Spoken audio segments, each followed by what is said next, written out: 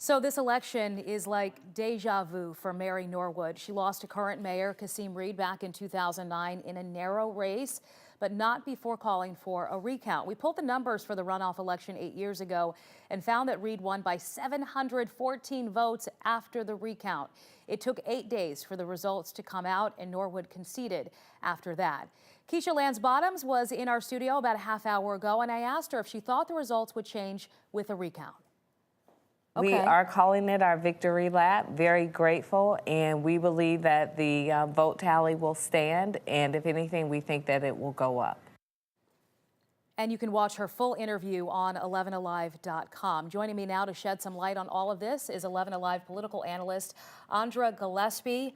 Oh my goodness, I don't think I got any sleep. Did you get any sleep? A couple Staying of up hours of sleep. Yeah. So we finally got, 100% of the precincts coming in right around 12:30 midnight.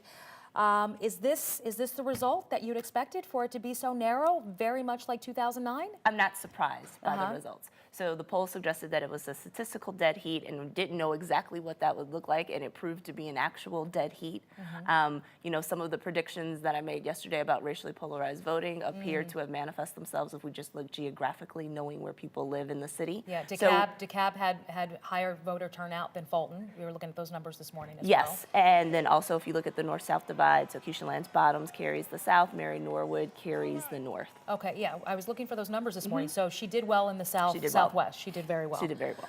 Okay, so last time it took 8 days for the recount to happen. Can you walk us through this process for those of us not in the know? What goes on to do a full recount?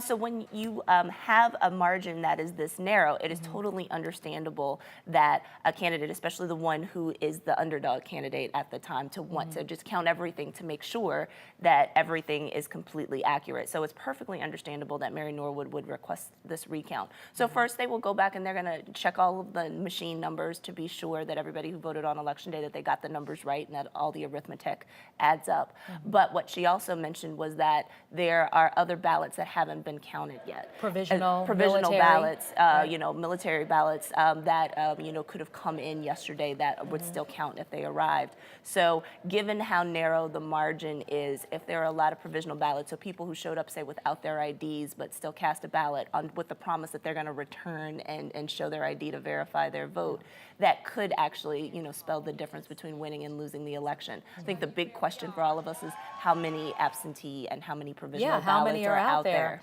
Mary Norwood also made a reference to 2 precincts in recently annexed areas of DeKalb County. What did she mean by that? Well, one of the things noticing on the map that I was looking at that broke the map down was that there were a couple of precincts in DeKalb County that hadn't reported numbers yet.